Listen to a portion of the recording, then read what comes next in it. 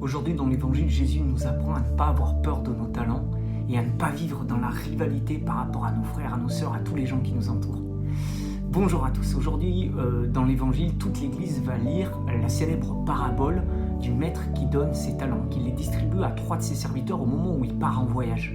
En fait, il donne tous ses biens, il les confie à 3 personnes. Et à la première, il donne 5 talents, c'est-à-dire une grosse partie de sa fortune. Au deuxième, il donne 2 talents, une autre partie de sa fortune. Et au troisième, il donne 1 talent.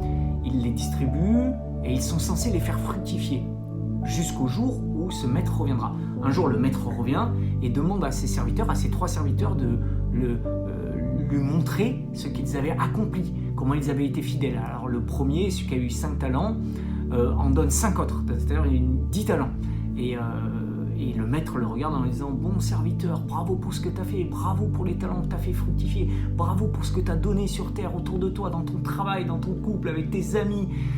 Viens dans la joie de ton maître. » Il rentre dans la joie. Le deuxième revient avec ses 2 talents et en fait il en a 4.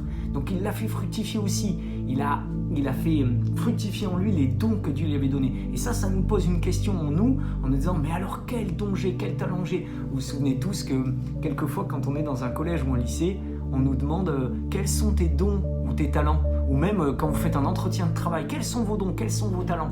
Et c'est difficile pour nous à chaque fois de citer en fait nos dons et nos talents. On est très fort pour citer nos problèmes, on est très fort pour citer nos incapacités ou nos difficultés ou tout ce que l'on regarde de manière négative en nous, mais on n'est pas très bon pour savoir mettre en valeur aussi nos personnes en disant « Je sais que Dieu m'a donné ce talent, je sais que je sais bien faire ça ».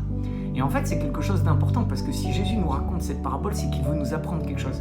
À faire fructifier nos talents. Et donc, ce deuxième serviteur revient en donnant ses 4 talents au lieu de 2, il a fait fructifier. Et le maître le regarde en lui disant « Bon serviteur, tu as été fidèle, bravo pour ce que tu as fait, bravo pour ce que tu as donné, rentre dans la joie de ton maître. » Et arrive le dernier. Le dernier à qui on avait donné 1 talent, à qui le maître avait donné 1 talent, revient avec 1 talent.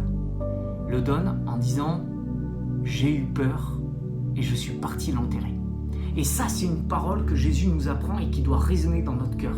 J'ai eu peur et je suis parti l'enterrer. Qu'est-ce que ça veut dire? J'ai été effrayé. J'ai eu peur, c'est-à-dire j'ai été effrayé devant le monde, j'ai été effrayé devant la vie, j'ai été effrayé devant mes dons, devant mes talents. J'ai eu peur et j'ai été conduit non pas par la foi et la confiance, mais j'ai été conduit par ma peur. Et bien souvent, vous l'entendrez, mais on dit que l'opposé de la foi, ce n'est pas le doute, c'est la peur. Et en ce moment, beaucoup de gens sont dominés par quoi dans ce monde avec son incertitude économique, avec son incertitude sociale, politique? Les gens sont dominés par quoi? Par la peur. Et la foi nous apprend à vivre dans la confiance, à avancer, à faire un pas au moment où c'est difficile. Et cet homme, au moment où il a reçu ce talent, au lieu de le faire fructifier et de le donner au monde, qu'est-ce qu'il va faire? Il va l'enterrer. C'est comme s'il allait dire, en fait c'est comme si j'étais mort. Je suis allé l'enterrer. Je ne l'ai pas fait fructifier, je ne l'ai pas donné, je ne l'ai pas multiplié, je ne l'ai pas montré, je l'ai enterré sous terre. Et quelquefois, il y a des gens qui ont vraiment des talents, des dons incroyables et qui juste les enterrent sous terre parce qu'ils sont conduits, mus par la peur.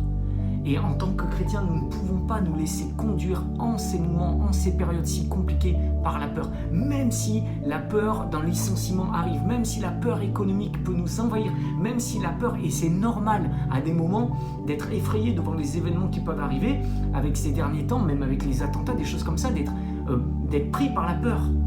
En fait, un chrétien réagit, et Jésus nous l'apprend, dans la fidélité et la joie, de se donner et de donner le meilleur de lui-même au monde. Là où il est appelé, dans son travail, dans son couple, avec ses enfants, au collège, au lycée, où que vous soyez, vous êtes appelé à donner le meilleur de vous-même et à faire fructifier. Donc, c'est-à-dire, la première chose que Jésus nous apprend, n'ayez pas peur, ne vivez plus dans la peur. Et la deuxième chose, ne vivez pas dans la rivalité.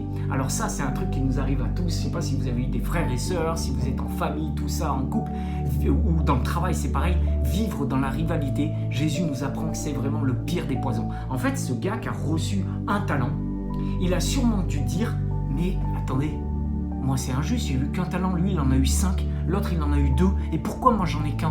En fait, au lieu de se concentrer sur ce qu'il a reçu et la part de fortune, parce qu'un talent c'est une part de fortune, au lieu de se concentrer sur ce qu'il a reçu et de se dire « Waouh, j'ai ça qui est unique » et l'autre il l'a pas, C'est ça qu'il ne s'est pas rendu compte. Il n'a fait que regarder dans le panier des autres. Et vous savez quoi? On est des champions du monde la plupart du temps pour regarder chez les autres et dire « Waouh, mais cette fille, elle est tellement plus belle que moi. » Ou « Ce gars, il est tellement ceci, plus que moi. Lui, il a tellement réussi dans les études mieux que moi. » Ou « Lui, il est tellement plus fort, plus beau, plus ceci, plus cela. » Et on est des champions du monde pour vivre dans la rivalité en disant « De toute façon, lui, il est bien plus fort que moi. Il a plus réussi que moi. » Ou à l'inverse, mettre toujours les gens soit en dessus, soit en dessous de nous. Et en fait, au lieu de s'occuper de notre ligne, c'est-à-dire du lieu où dans notre panier, nous avons en fait ce don unique, nous regardons chez les autres et ensuite nous disons, en fait, moi j'ai pas eu de chance, en fait, moi je suis ceci, moi je suis comme ça, moi j'ai pas ceci, ce que l'autre a eu.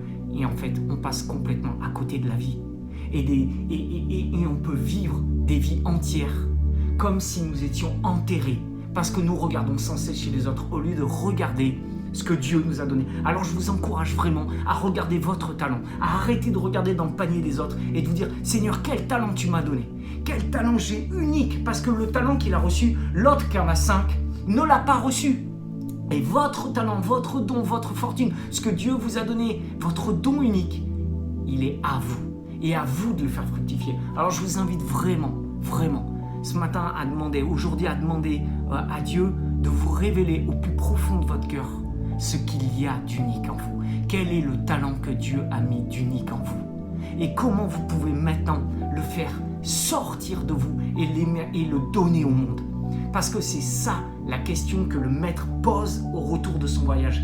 Qu'est-ce que tu as donné au monde? Comment tu l'as fait fructifier? Et je sais que qui que vous soyez derrière cet écran, vous avez reçu un talent unique, un don que Dieu vous a donné. Alors juste demandez à Dieu, demandez-lui de vous révéler ce don unique et de ne plus juste vivre dans la rivalité ou la peur en disant « mais j'y arriverai pas, mais ceci, mais cela ». Vous avez un don, vous n'êtes plus obligé de vivre dans la peur, en étant effrayé, en enterrant tout ce que vous avez ou en regardant dans le panier des autres. Vous pouvez regarder en vous-même et dire « waouh, merci pour ce que tu m'as donné, j'ai trouvé ce don et maintenant je vais le faire fructifier ». Amen.